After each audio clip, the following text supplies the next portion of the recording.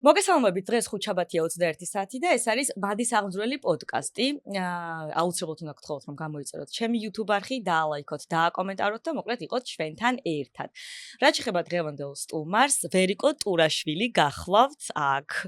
ვერიკო, გამარჯობა, უმეტეს მადლობა, რომ გამონახეთ დრო და მოხვედით. დიდი სიამოვნებით გამონახე და მოვედი. ძალიან გამიხარდა, ხო, რომ თან სიმართლე გითხრათ, რომ ვფიქრობდი, მეთქი ვის დავუძახო, ვინ დავპატიშო და ყოველთვის ქონდა ხოლმე აი ეს რაღაც მეთქი აი სად არის რაღაც კაი ხანია აი რაღაც არ გამოჩენილა მაინტერესებს რა შვება და ძალიან გამიხარდა რომ გამომიყავით დრო და თქვენ სურვილი ქონდათ რომ აი მოხვედით აქ და კი მე ვისაუბროთ სხვათა შორის ესე პოდკასტები ხა ძალიან პოპულარული არის სხვადასხვა პოდკასტები მათ შორის ერთ-ერთი თქვენი ძალიან ესეთი მოწინავე ადგილებზეა მე როგორც ვიცი და სხვათა შორის პირველად ვარ პოდკასტში მანამდე ვიყავი რაღაცა სამედიცინო კუთხით მაგრამ აი ჩემი პირველი პოდკასტია და ბედნიერი იყოს ჩემი ფეხი და ზოგადად პოდკასტებშიც კი ნამდვილად იმიტომ რომ რაღაცა კარგი არის რაც უფრო მეტი პოდკასტი იქნება YouTube-ზე და ამ მიმართულებითაც გადაცემები პოდკასტები იქნება YouTube-ზე ძალიან კარგია არ შემიძლია არ აღვნიშნო ჩემი მაგიდის სუფრა ალბათ შეამჩნევდი კი პროცეულები ულამაზესი ხო და მინდა ვთქვა რომ მე და ტექსტილების ქართული კომპანია თენა დავმეგობრდით და სწორედ მისგან არის ეს სუფრა სხვათა შორის წყალგაუმტარია რო დაასხათ წყალი ღვინო რამე მოკრეგრებე მოიწმინდება და შალი იქნება და გარდა ამისა ამზადებენ თეთრეულებს, წინსაფრებს, შაისწილოებს, ყველაფერს ბევრნაირი პრინტი აქვს, კატალოგი და ონლაინ შეგიძლიათ მიწეროთ თენას და ძალიან ხარისხიან მასალას გამოგიგზავნიან. ძალიან კარგია ზოგადად ქართული წარმოების ყველაფერს უნდა შევუწყოთ ხელი რომ რაღაცა უფრო დიდები გახდნენ და კარგია რომ თქვენს პოდკასტში ეს აქტიურად ჩანს. ისე თქვენთვის რამდენად მნიშვნელოვანია ესეთი ეს სუფრები სახლში, როგორ რამდენად გიყვართ? იცი რა არის ზოგადად მე ძალიან მიყვარს როცა ჩემთან მოდიან სტუმრები, როდესაც ჩემს სახლში ჭამენ, ჩემი ასე ვთქვათ მეგობრები, ახლობლები, ვინც ახლა ჩემს სახლში მოდის და შესაბამისად სუფრის თემაც ძალიან აქტუალურია და ლამაზ სუფრებს ასე სულ ვაკვირდები ხოლმე და ასე ვთქვათ მაქვს ხოლმე შენაძენი. კომპანია თენამ თქვენს გადმოგცათ და აი მე ძალიან დიდი მადლობა. შეგიძლიათ გაუმასპინძლდეთ. დიდი მადლობა. აბა რა მოგიგოთ როგორი პრინტია. აი ეს ეგარა სილამაზეა. ჩიპები და ბრიტები. ხო, რაღაცა გაზაფხულური. გახსნა? წინები არის. თუ გრაბავ გამოვიღოთ. მაინტერესებს მართლა. ძალიან კაია. მე ძალიან ლამაზია და ფერებიც ულამაზესი გაზაფხული არ დაგვიდგა და თენა მაინც დაგვიყენოს. მადლობა თენას, დაგვიყენებს და იმედია მზეც მალე გამოანათებს. დიდი მადლობა თენას, წარმატებას გისურვებთ. რაც შეეხება სხვა კომპანიებს, უცებ გეტყვით ბომბარი, ეს არის პრემიუმ ხარისხით დამზადებული უშაქრო ფიტნეს შოკოლადები, ეს კი დაბალი კალორიები, მაღალი ცილები და საღამოს თუ მოგვიდა ტკბილი, შეგვიძლია რომ მივირთვათ. და არ გავსუქდეთ. და არ გავსუქდეთ, ხო. და ასევე კომპანია მაღაზიათა ქსელის პარი, რომელიც ჩემი პარტნიორი კომპანია, წარმოდგენილია ევროპული ღვინოები და ამასაც დავაგემოვნებთ, რომელიც შეგვიძლია მხოლოდ და მხოლოდ ევროპული ესეთი ღვინოების პარში შევიძინოთ. და ლოსალტის მარილი დიეტის დროს ჯანსაღი ძალიან კარგია და ამაზეც მე დეტალურად ვისაუბრებთ. ჩემ თავარ თემას რაც შეეხება ეს სინჯავ ჩემი სტუმრის საყვარელ კერძს, ხო ასეა და დარწმუნებული ბევრი სახის კერძი გიყვართ ალბათ, მაგრამ დღეს აზიური შევარჩიეთ, ხო? ყველაზე ძალიან მიყვარს აზიური სამზარეულო, თუ არ ჩამეთვლება ღალატში ქართულ სამზარეულოსთან. გიждები და ძალიან კარგია რომ სარჩევანი გააკეთეთ. ეს სუშერიამ გამოგვიგზავნა, აი ესეთი გემრიელობები და ყოველთვის მინდა აღვნიშნო რომ სუშერია ხშირად მიგზავნის ხოლმე. და ერთ-ერთი გამორჩეული სუში აქვს ჩემთვის. აი მართლა შეიძლება ეს რაღაც ჩემთვის გემოვნებაზე სუბიექტურია, მაგრამ თქვენს რო გასინჯავთ, გონია რომ ასეც იქნება. აი რომ მითხრან რომ სამყაროში ერთი კერძი უნდა დატოვო და დანარჩენი არაფერი. აი ეს სხვათა შორის მქონდა იცი. ხო აი სამყაროდან რომელ კერძს გააქრობდი საერთოდ დავიტოვებდი იმას რა ქვია ზღვის პროდუქტებს და აი უპრობლემოდ მთელი ცხოვრება შევჭამდი ისე რომ არ მომბეზრდებოდა ძალიან მიყვარს ყველაზე ეგზოტიკური ბაყაყი მაქვს დაჭამი რაღაცა საოცრებებს რო ჭამენ ჩინელები არც მინდა ვერც გავაჟღერებ ხო ძალიან საში ხო აი მაგაზე საერთოდ არ ვიცი ხო და ზღვის პროდუქტები კი ყველანაირი ჭამ და მიყვარს. აბა დავაგემოვნოთ ჩვენ სუშერიას სუში. მე დავიწყო? გადაიღებთ. იცი რა მოდი ამით დავიწყებ ცხელით. აბა, მე ხელით ავიღებ. არ არის პრობლემა. დამძრახოთ ბოდიში. არანაირად. უფრო რაღაც გემრიელად. აბა, ძალიან მიყვარს. აბა ჩავახრამუნოთ ეს ხრატუნობს ალბათ, ხო? აბა, ძალიან მიყვარს.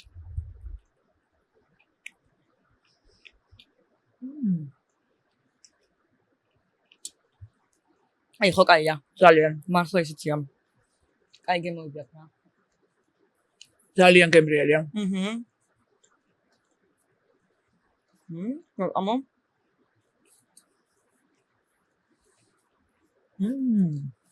აიგე. არდა გვაქვს, აჰა. ვინო? დავთვროთ ახლა და ვილაპარაკოთ, რაც ალაპარაკოა და არ არის. ყველაფერი. ხოთი შორის ძალიან მიყვარს ღვინო. კი. ზოგადად სპირტი არ მიყვარს და თუ რამე ესეთი მნიშვნელოვანი ზოგადად ეხა ესე არ ვსვავ, მაგრამ როდესაც რაღაცა ესეთი დღეები არის, ღვინოს ვსვავ მხოლოდ.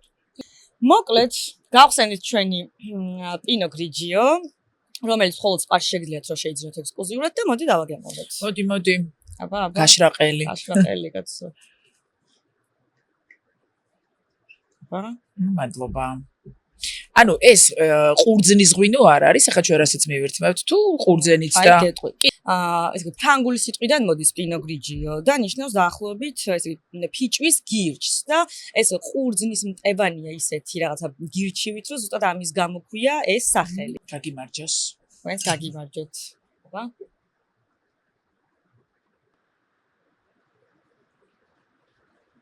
ძალიან კაი. ვარდისფერი შეფერილობაც აქვს. აი თავისი ჯიშიდან გამომდინარე როგორც ამჯერა. წვიმა. მედი ახლა ძალიან არ შემოვახო. კი არა, მე მგონი უკვე ალპობს. წვიმა მოგონებებს ალპობს. სულ მგონია რომ მე ვარ პასუხისმგებელი ნალექსზე. თქვენ არ ხართ პასუხისმგებელი, თქვენ შესანიშნავი სიმღერა შემოგთავაზეთ. რაღაცეები. ხო, მოკლედ იმედია ცოტა გადაიღეს კიდე. ძალიან ისმის ნეტა ხმა ეხა იმაში მიკროფონში. მე ხო. მე მაინტერესებს რა არის წითელი დროშები თქვენთვის საჭმელში. აი რა შეიძლება აი არ მოგწონთ. Red flag-ები რა. ხო, გავიგე. ცოტა ახლოს რომ მოიწიოთ. იცი რა არის ზოგადად მე ვარ ძალიან აი გუში მე და ჩემი მეგობარი ვსაუბრობდით ზუსტად მაგაზე. ანუ ძალიან უპრეტენზიო მჭამელი ვარ, თუმცა გემრიელი საჭმელი ნებისმიერი რაღაცა ნებისმიერი ანუ რაღაცა ჩვეულებრივ უბრალო სუპიდან დაწყებული რაღაცამდე უნდა იყოს გემრიელი. თორე ესე რაღაცაებს ინგრედიენტებს რაღაცა ესე არ ვირჩევ ხოლმე. თუმცა red flag-ი ხა ესე არ ვიცი რამდენად შეიძლება რომ დავარქვა, მაგრამ არ მიყვარს ფაფები. მეც. აი არ მიყვარს, არ მინდა. რძიანი ფაფები, ვერმიშელის ფაფები, მანი. ხო. ბავშვობაში დედაჩემმა იმდენი ეს რა ქვია, აი რაღაცა საოცრებას აკეთებდა ხოლმე. ხაჭო, პური, შაქარი და მაწონი ერთად ეს არ გამიგია. აი ისე მეზიზღება არის ბავშვობის ის რაღაცა დარჩენილი, რაღაც საშნელი ტრამვა და დღემდე არ მიყვარს. ესე რომ გითხრა რომ დანარჩენი რაღაცა რამე არის თქვა სანელებლები ისეთი რაც აი უფრო არ მოგწონს. მე მაგალითად დარიჩინი ვერ შევიყვარე. აი დარიჩინს ხო დარიჩინი ყავაში არ მგონია რომ სულ კუჭი უნდა მატკინოს. არც მე არ მიყვარს. აი რაღაცა ვერ დავამუღამე, ძალიან მინდა რომ დავამუღამო და ვერ დავამუღამე. აი იყო რომ ზეთისხილი არ მიყვარდა და მაგაზე ხო არის ეგრე ზეთისხილზე რომ აი ჯერ ამდენჯერმე უნდა შეჭამო და თავიდან არ მოგეწონება და მართლა ძალიან შემიყვარდა. აი დარიჩინი ვერ შევიყვარე. ხო, აი ვერ შევიყვარე და ეხა დარიჩინის რაღაცა მაფინს არ შევჭამ, ესე არა, მაგრამ ჩვენ ახალახაზე ყვირშველეთ. მე მგონი ის ვართ, რა ქვია, ჩვენ უკანასკნელი ნოეს კიდობანი. აი ტკბილი და ცომეული თუ გიყვარს? არ მიყვარს, არა. ხო, არ გიყვარს. აი, ეგ არის კარგი. იცი რა არის, არ მიყვარს ნიშნავს იმას, რომ ანუ ხანდახან განა ისე არ მიყვარს, რომ არ ვჭამდე, მაგრამ ანუ არ მაქვს მოთხოვნილება არანაირად გემრიელ თქვათ რაღაცა სუფრასთან არ შევჭამ არასდროს ხაჭაპურს, პიცას, ანუ უფრო სხვა რაღაცები მიყვარს, რაღაცა ფხალეული, ხორცეული, თევზეული. შესაბამისად ამის მოთხოვნილება არ მაქვს და რაღაცა შეიძლება წელიწადში ერთხელ მომინდეს ტკბილის დაგემოვნება. ისიც აი ორგანიზმი როცა მიმანიშნებს ხო. ხანდახან არის რომ რაღაცა ესე გლუკოზის მოთხოვნილება შეიძლება გაგიჩნდეს და მაგ შემთხვევაში უარს არ ვეუბნები რა თქმა უნდა ჩემ თავს. აი წეღანი თქვით მე მგონი რომ არ მაქვსო ის რომ აი მოვიმატებ ხა კილოგრამებს რაღაცა ფსიქოლოგიურად ეს თემა დავამარცხე და როგორც კი შევეშვი ამ თემას იმ წამიდან აღმოვაჩინე რომ აღარ მერგება ისე როგორც ანუ ადრე აი ყველა ლუკმაზე რაღაცა ესე ვიყავი რომ აი მე ხა ხვალ გათენდება და უკვე მომატებული ვიქნები და ეხლა მოვეშვი და შესაბამისად ორგანიზმიც აღარ არის რაღაც თემებზე ასე ვთქვათ ჩაციკლული და ისე ვარ ეხლა როცა ვიმატებ ვიგრძნობ და მე შესაბამისად რაღაც ზომებს ვიღებ. მარილი თუ გიყვარს?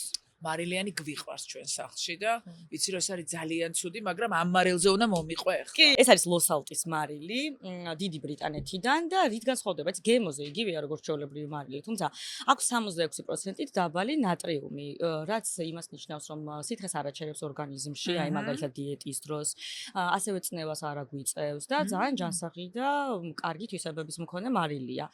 თუ სუშის ახლა არის მოყრით თუ არა, მაგრამ არა, იყიდება სად GPS-ში იყიდება, გუდლში იყიდება და GPS აფთიაქებში იყიდება. კი, აფთიაქებში. და შეგვიძლია მივწეროთ ასევე ლოს-ალტის Facebook გვერდსაც, მიწერეთ მეგობრებო და ადგილზე მოგიტანეთ. ისიც არის რომ უმარილოთ ნებისმიერი გემრიელი კერძი, თუ მარილი არა აქვს ზომიერად, ჩემთვის უგემურია და კი, ამიტომ ლოს-ალტი საუკეთესო გამოსავალია მეგობრებო.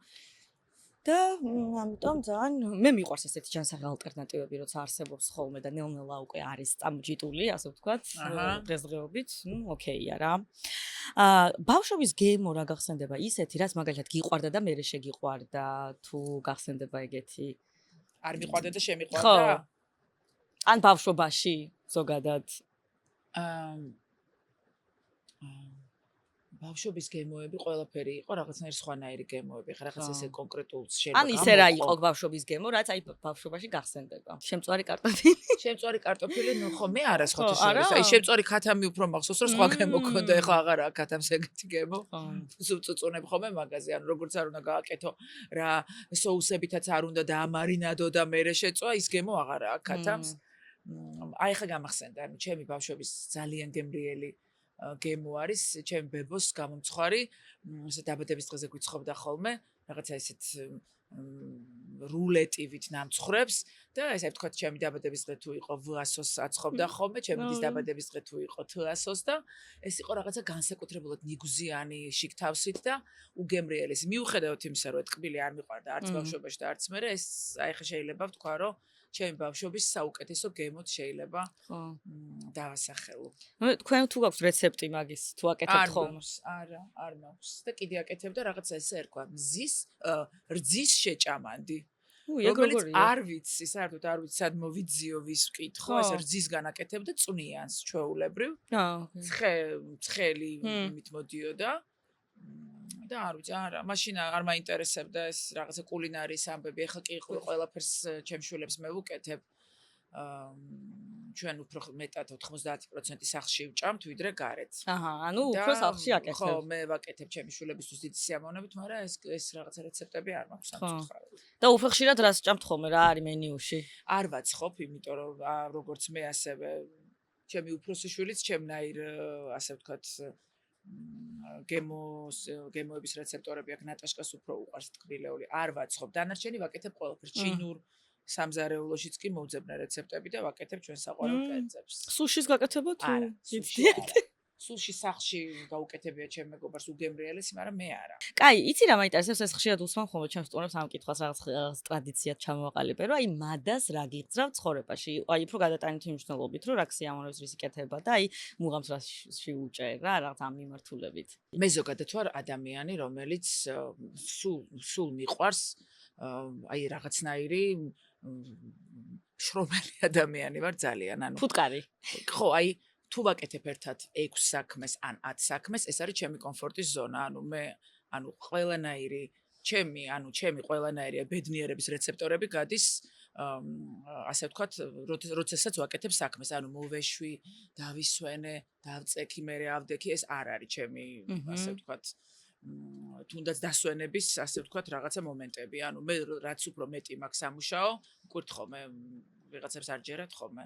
გონია რომ მე ის მიყვარს ჩემი თავი უწვალებაში, მაგრამ არა, ეს არის ჩემი, ასე ვთქვათ, კომფორტის ზონა და შესაბამისად ნებისმიერი საქმე. არა, ნუ სიმღერა თავისთავად ცხადია, მუსიკა პირველ ადგილზეა, მაგრამ მუსიკასთან ერთად შემიძლია სახლიც ვალავო, ჩემ შულსაც მოუარო, სხვა საქმეს დავიწყო, ბიზნესი, რაღაცა სხვა ემაზე ვიფიქრო და კიდე 10-ზე ვიფიქრო, რა გავაკეთო ახალი. ანუ ეს არის ჩემი, ასე ვთქვათ, მადის თუ ცხოვრების რაღაცა ბედნიერების აღძრელი რაღაცა სიხშირეები. აი ეს რაღაცა ენერგიაზეც მიუთითებს ძალიან რომ აი არ გეზარება და აქტიური ხარ. არაფერი არ მეზარება, პირიქით მეზარება, ასე ვთქვათ, საქმე როცა არ მაქვს, ეგეთი ვერ იყო, ვერ ვიტან, ანუ აი რო გათენდება და დღეს არაფერი საქმე არ მაქვს, არ მომწონს ჩემი თავი და არც მიხდება. მიყვარს აი ყველაფერი ესე წუთებითაც კი ხანდახან მიჭირს ხოლმე მე რაღაც დროის განსაზღვრა და შეიძლება რაღაც გამექცეს, მაგრამ რაც უფრო მეტი საქმე მაქვს, მით უფრო პროდუქტიულიც ვარ და ბედნიერიც. ხო.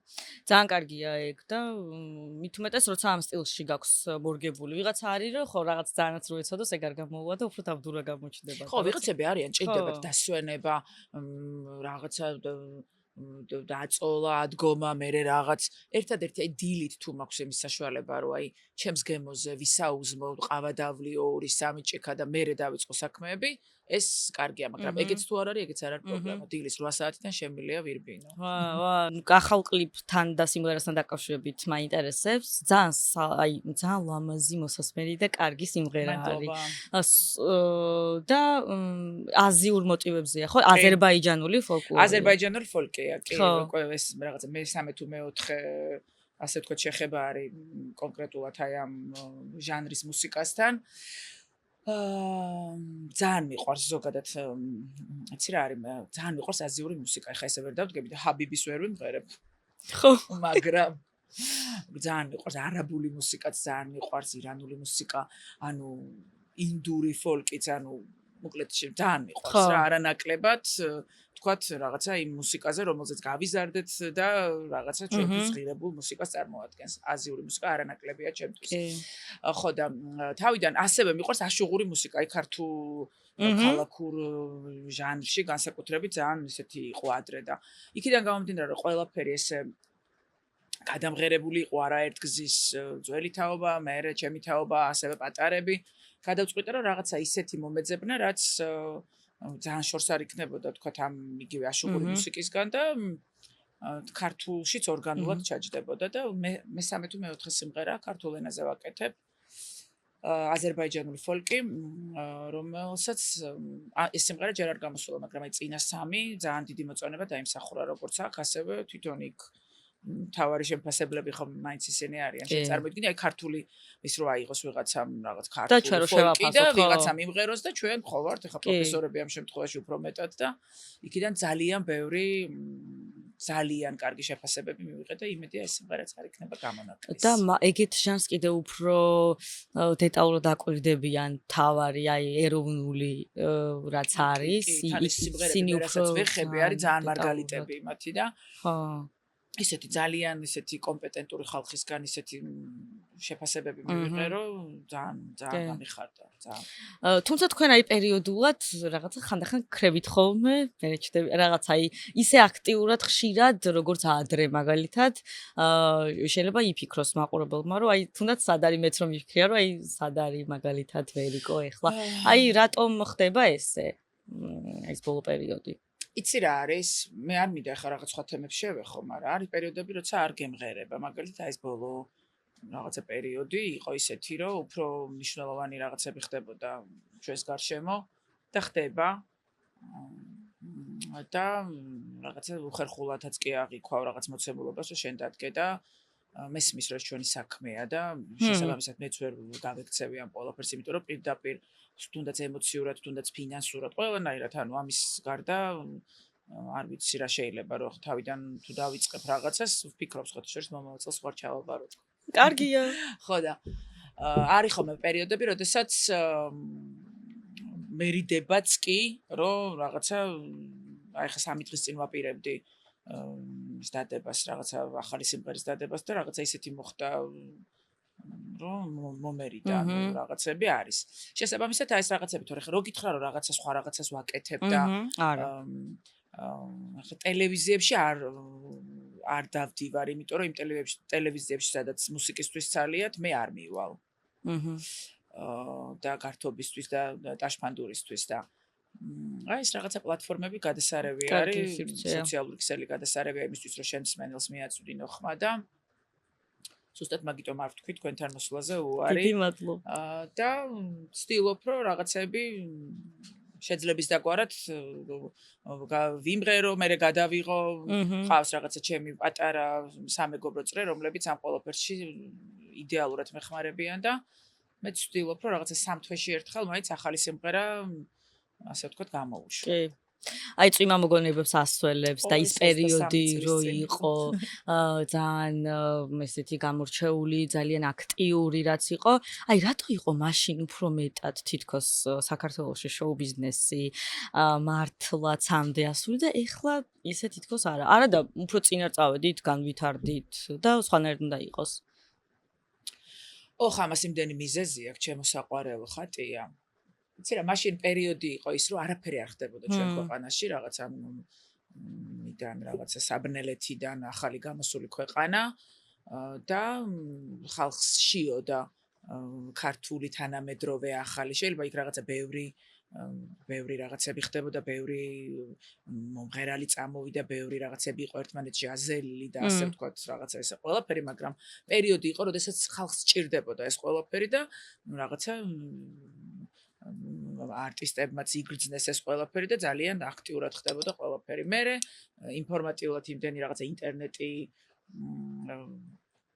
შემოვიდა ჩვენ ცხოვრებაში, უკვე მეტი ინფორმაცია მიიღეს, მერე რაღაცები გადააფასეს, მერე იქ ვიღაცას Beyoncé უფრო მოეწონა ვიდრე რაღაც და მერე უკვე მოხდა რაღაცა გემოვნებების და რაღაცების გაცხრილვა, უფრო მეტი რაღაც უპირატესობების ის. ეხლა ის პერიოდია, რაღაცა ბოლო წლებია, რომ ქართული ისევ ძალიან უნდათ ქართველ მსმენელს უბრალოდ ამას მე მგონია რომ რაღაც ცუდი ადამიანები ხელს უშლიან და რაღაცა ძალიან დაბალი დონის მართლა დოლგარმონზეა დასული სცენა. ჩემი აზრით ძალიან ცოტა არტისტი არის, რომლებიც დღეს აქტუალურად მუშაობენ და ამის ნამდვილად ღირსები არიან. დანარჩენი არის ხელოვნურად შექმნილი ტაშფანდური, რომ გათიშონ და იბატონონ.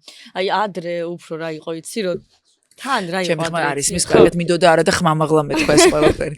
არა ადრე თან რა იყო იცი რომ ვინც აქამდე მაშინ პოპულარული იყო დღემდე კიდევ მაინც ყველა ახსოვთ და პოპულარულობით სარგებლობს მათ შორის თქვენ მათ შორის სხვა ბევრი მომღერალი და ეს რა მაგარია ხო რომ აი მიუხედავად იმისა რომ მაგალითად 23 წლის წინ რო იყო ეს ჩაწერილი წვიმა მოგონებებს ასველებს დღემდე ჰიტია თქვენ ახსოვ ხართ კიდე იქ სხვა მომღერლები და ძალიან კარგია ეს. იცი რა არის ახალი მუსიკა, ძალიან მაგარი ჯგუფები, რომლებიც აი ამ ახალ თაობას ძალიან უყვარს და ხარისხობრივად ძალიან კარგ ასე ვთქვათ სიხშირეზე არიან ის ჯგუფები, მაგრამ აი თვითონ ამ პოპ მუსიკის ასე ვთქვათ შოუ ბიზნესო არ მიყვარს ეს სიტყვა, მაგრამ ნუ ესე ვიტყვი ესტრადის მომღერლებს რო ეძახიან, ახალი არავინ არ შემატებია, ანუ მაინც ის რაღაცა ათეულები წლების წინ ვინც იყვნენ ცნობილები და ქონდათ თავისი დიდი რეპერტუარი, ისევ ის არტისტები არიან აქტუალურები და პოპულარულები, თორე ახლები ნაკლებად, აი ვინ არიან ახლები. ახლები ვინც არიან, ისინიც ძველს ღერიან, ანუ ხო და ესეთი რა ძლიერი იყო მაშინ ეს ყველაფერი თქო რომ ანუ ის რჩება იმის რაღაც რიმეიქები კეთდება, რიმეიქებს ღერიან, კიდე ახლებიც ძველს უბრუნდებიან და რაღაც ახალი ხო ავტორების დეფიციტიც არის. ავტორები, არ ვიცი, არ იწერება ახალი მუსიკა. მარკეტინგულად არ აწყობთ შეიძლება? არ ვიცი, როგორ არის ძალიან ბევრი მომღერალი, რომელსაც ახალი სიმღერები უნდა და ნუ ეხა ესე რაღაცა ერთეულები და ათეულები არ ითვლება რაღაც ესე, თორე აი ეს ავტორები, ვინც რაღაცა ძალიან ბევრი ჰიტების ავტორები არიან, სად არიან? აღარ იწერება, ძალიან ცოტა იწერება ყოველ შემთხვევაში და ესეც არის ალბათ ამის შემაფერხებელი. ისე თქვენ როგორი ადამიანი ხართ, უფრო სპონტანური თუ დაგეგმილად გიყვართ ყველაფერი? ალბათ დაგეგმილად, ქალწული ვარ შესაბამისად. ჩემიც ქალწული. შესაბამისად სპონტანური ნაკლებად, ალბათ უფრო მიყვარს გააზრებული, ნაფიქრი და მერე გაკეთებული. თუმცა ესეთი ანუ რაღაც ხო აქვს კიდე მნიშვნელობა ვისად რა პლანეტას ადუზის რაღაცას მშულდოსნის რაღაცეებიც მაქვს და გაინტერესებთ ისე ჰოროსკოპი? ეგეთი. კი. ეხლა რო გითხრა რომ ყოველდღიურ რეჟიმში ხელმძღვანელობ ასტროლოგიური რაღაც რო აცხადებენ ხოლმე გადაცემებში ესე არა, მაგრამ როგორც წესი, აი თუნდაც ადამიანის რაღაცა რო გავიცნობ, ვკითხულობ ვინ არის ჰოროსკოპით და როგორც წესი ემთხვევა ხოლმე. ხო. მე ვნახე აი თქვენ რო იყავით ადრე პოდკასტში სამედიცინოზე ვახსენეთ, აი რაღაცა პანიკური შეტევები, რაღაცა ფსიქოლოგიური გამოწვევები, მოდი რაც ძალიან ბევრს აქვს ხო დღესდღეობით და თქვენ შემთხვევაში ერთადერთი რაც ძალიან ერთ-ერთი მომჭრაყური რომ სიკვდილის კი არ მეშინოდაო, რაღაცა ანუ არ შეურცხვენილიყავი გარემოში, აი ძალიან გამიკვირდა, იმიტომ რომ ადამიანს აი უფრო მეტად სიკვდილის კი არ ეშინია, აი რაღაცა უხერხულობაში არ აღმოჩნდეს და ასეთი აი იყო რამე მაშინ თქვა შეიძლება მე გამოიკვლიეთ რომ ის უხერხულობის შეგრძნება რატო შეიძლება ყოფილიყო ან ეგრე რატო იყავი არა ესე რომ გითხრა რომ ფსიქოთერაპევტთან ესე მომჭდა არ ვარ და ჩემი ქვეცნობიერი ან ცნობიერი რაღაცა მიქექია არა მე თვითონ რაღაცები ასე ვთქვათ დროთა განმავლობაში ფიქრით მივხვდი აი რატო იყო გამოწვეული რაღაცა კონკრეტული რაღაცა შიში აი ესენი მე ამომიტივდი და ყველაფერი მოდიოდა ადრეული ასაკიდან აი მაგალითად ორი შემთხვევა მახსოვს აი ჩემ მეზობელს ქონდა რაღაცა იგივე შემთხვევა და ის ქონდა ასე ვთქვათ დამახსოვრებული ტვინში და მე რაღაცა ძალიან ბევრი წლის მერე ეთყობა ჩემი იმუნიტეტი მენტალური როცა არ იყო მდგრადი მაგ დროს რაღაცა იმ კონკრეტულმა შიშმა დამარტყა თორე ესე არა რო გითხრა რომ ამაზე ძალიან ბევრი მაქვს ნაფიქრი და ფსიქოთერაპევტთან ნამუშევარი არა ხო, თუმცა აი თქვენ რას გრძნობდით აი ამ პანიკური შეტევების ოსე რაღაცა ძალიან ცოტა ხანს გრძელდება რამდენიმე წუთს მეც სხვა შორის გქონია ისე, მაგრამ ნუ ჩემ შემთხვევაში რაღაც ეგრე იყო, აი რაღაც და სხვებისგანაც გამიგე რომ ძალიან გრძელვადიანი არ არის რამდენიმე წუთს გასტანს ხოლმე, ალბათ აი პიკი როცა არის მაგას ვამბობ. და თქვენ რას განიცდით და როგორი რა პერიოდი იყო ეს ზოგადად რომ აი ეს გაწუხებდათ ეს სიტუაცია? მე წლები მაწუხებდა. ოღონდ თავიდან მე იქიდან გამომდინარე რომ ეს ჰერკულესი ის კონდა ჩემ თავთან რომ მე ვარ ძლიერი და მე ხა ვერაფერი ვერ მომერევა ამის გამო ძალიან დავაზარალე ჩემი თავი ანუ რაღაცა წლები გაგრძელდა ოღონდ სხვადასხვა ფორმით ჯერ ესე მოვიდო და იმას ვითომ ვებძოდი მე მივხვდებოდი ანუ ჩემი ორგანიზმი აღიქვავდა რომ ის არ მოხდა რისიც მეშინო და მე რაღაცა პერიოდი გავიდო და მე თავიდან სხვა ფორმით მოდიოდა და არც წამალს ვეკარებოდი, იმიტომ რომ ვიცოდი ეს ჩაბეჭდილი მქონდა, რომ ეს წამალი არ შეიძლება, იმიტომ რომ მე მიჩვევა იცის. და ნუ თან ხო ცხოვრობთ ამ ყველაფერთან ერთად, რაღაცა შეიძლება განიცადო, იქ რაღაცა განიცადო, ეს ყველაფერი მე ილექება და შვენიერ დღეს ზუზურო გარდაიცვალა. ზუზუკარო გარდაიცვალა, მაშინ დამემართა აი მთავარი ასე ვთქვათ, პიკი და მაშინ წავედი უკვე ექიმთან და აი სიკვდილი უფრო დაგათრიგერათ ასე ვთქვათ არ ვიცი ანუ არა აი როგორ გითხრა იმ წამს რაღაცა კონკრეტულმა კი არ შემაშინა უბრალოდ სტრესი ამოხეთქა უცებ ხო ანუ ვერც კი მიხვდები იმიტომ რომ იმ წამს შეიძლება ვერც გრძნობდე ანუ წამალიც კი არ დაგჭირდეს დამამშვიდებელი და ამ დროს ჯობია რომ გამოუშვა პირიქით და ეს მოჭიმული არ იყო რომ რაღაცა მე ჯობია რომ ყოველთვის გამოუშვა იყვირო იტირო რაღაცა ქნა და მე სუძლიერი გოგო არ იმჩნევა ვარ ხო ესე ჩემ თავს ესე ვუყურებ და ესე ვცხოვრობ და მე ხო ესე რაღაცა მოხდა და მაგრამ ნუ წლები გავიდა იმის მე 2018-ში იყო ეს და всё მე აღარ შეუწუხები ვარ ესე პერიოდულად ესე რაღაცა გამახსენდება ხოლმე შეგრძნება მაგრამ აი ძალიან მალე გადის ამიტომ რომ დამჭირდეს აუცილებლად წავალ და ძალიან არა, მაგრამ რამოდენიმე ჩემ მეგობარს ნამდვილად ვუშველე, აი ესე მოვკიდე, აი ესე წავიყვანე ექიმთან და კარგად არიან. როგორც კუჭი რო გტკივა და რაღაც რო გტკივა და წამალი გჭირდება, იგივენაირად მენტალური ამბავიც ხო, ბევრს არ ჯერა ფსიქოლოგების, იმიტომ რომ რაღაცა ლაპარაკობენ, და ეგრე კარგი მეგობარიც შეიძლება დაგელაპარაკოს და განგუკურნოსო. ხო, მე ფსიქოლოგთან არ ყოფილვარ, მე წავედი პირ ძლიერი არტილერია ფსიქიატრთან და მედიკამენტმა მიშველა. წამალმა მიშველა მე ხა. ხო.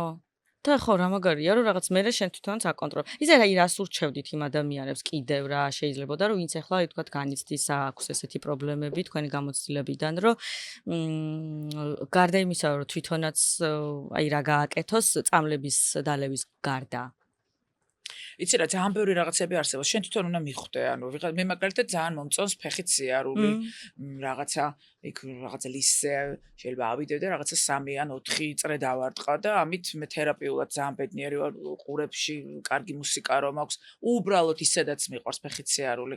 ვიღაცისთვის რაღაცა ანუ აქტიურობა, ჩემთვის აქტიურობა. ვიღაცისთვის შეიძლება პირიქით წოლა იყოს რაღაცა კარგი და დამამშვიდებელი. ეს შენ თვითონ უნდა ორგანიზმი ძალიან გელაპარაკება. კი. უბრალოდ შენ უნდა ისე უნდა იყო, ყურები უნდა მოусმინო შენ ორგანიზმს და იპოვი რა აუცილებლად. რა გსიამოვნებს, რა გიყვარს, რაღაცა შეიძლება ჭამა გინდოდეს, როცა ვერ ხარ კარგად და მაგით გამოხვიდე და ეგენი არ უნდა მოიკლო, როდესაც რაღაც მომენტში გჭირდება რა, ესე მგონი. ისე აი ხალი როგორ ანუ ძალიან ხშირად არის რომ აი ხალი ვარ ძლიერი უნდა ვიყო ყველაფერი და აი მე ხანდახან მაინც უნდა მიენდო შენ თავს რომ ცოტა ხანით უნდა ცუდად იყო და რაღაც დრო მისცე.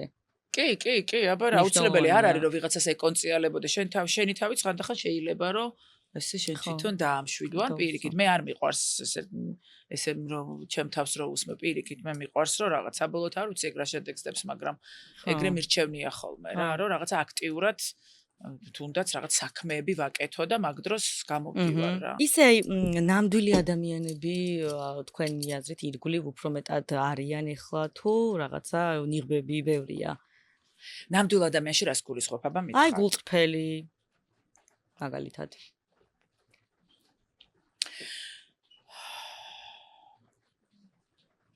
იცი რა არის?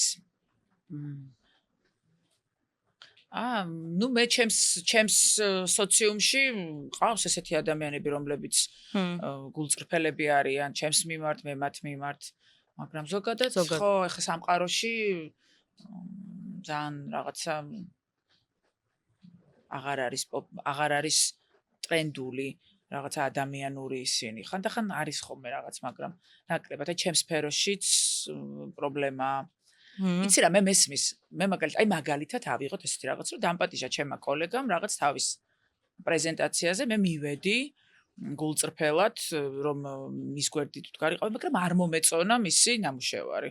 ესე ხო არ დავაბრეხვებ, რომ იცი რა არის, შენგენაცვალე ხა ეს რა საშინელება, რა უბედურება, აი მე რა, ანუ რაღაცა ჩვენ გვმართებს ხანდახან რაღაცა კულტურა, რომ საშუალოდ მაინც მივულოცოთ, რომ გილოცავ ძვირფასო რაღაცა წარმატებას გისურვებ, მაგრამ ეხა ეგ არ ვიცი რამდენად ითვლება გულწრფელობა, არა გულწრფელობაში, მეც მიწევს ხანდახან რაღაცა ზრდილობის სიხშირეებში, რომ ვიყო ზომიერი და არა აბრეხო პირდაპირ რაც მომწონს, რაც არ მომწონს, თან იმდენი რამე არ მომწონს.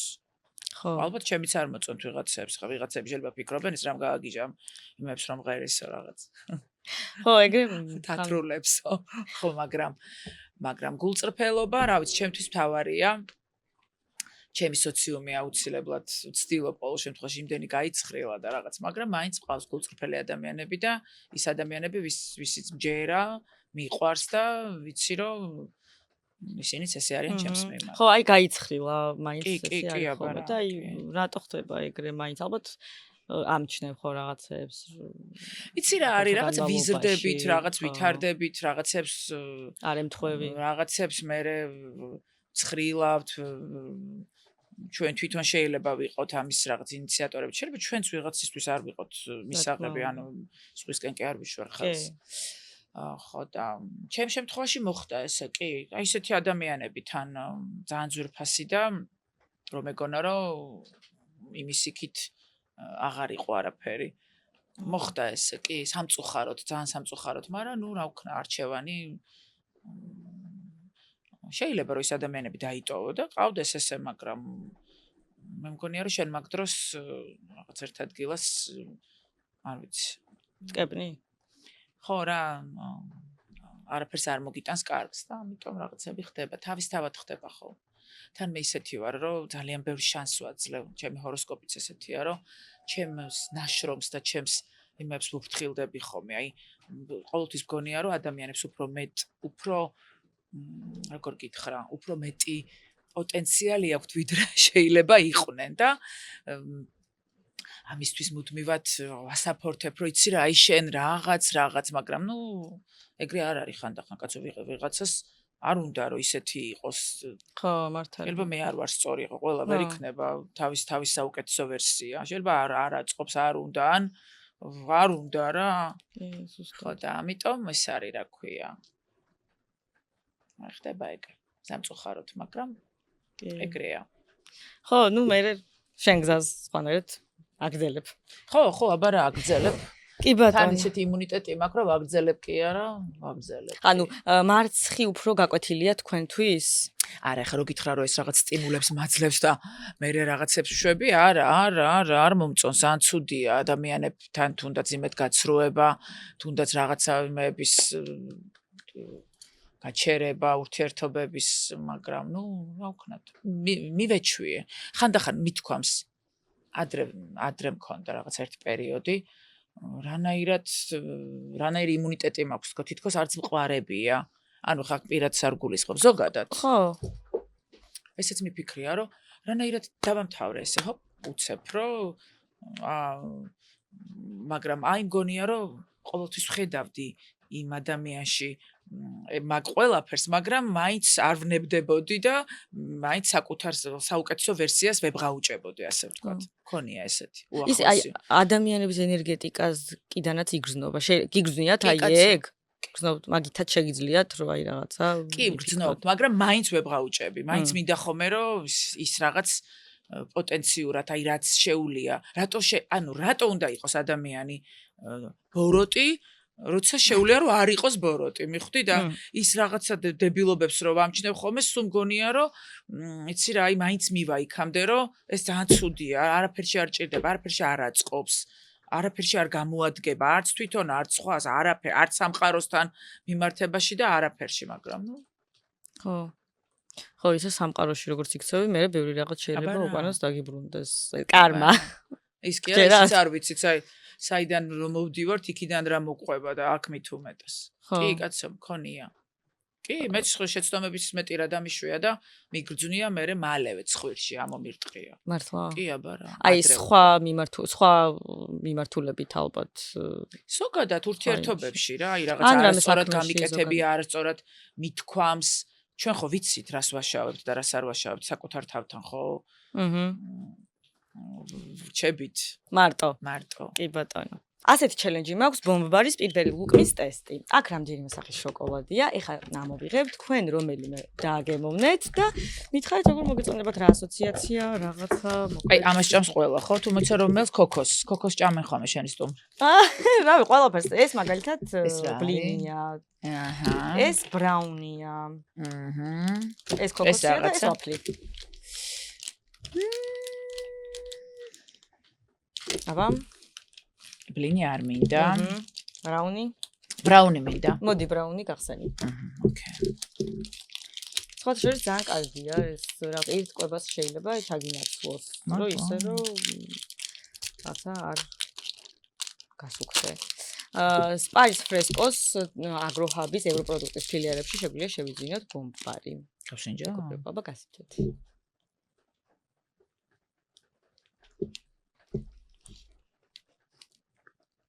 ძალიან გემრიელია.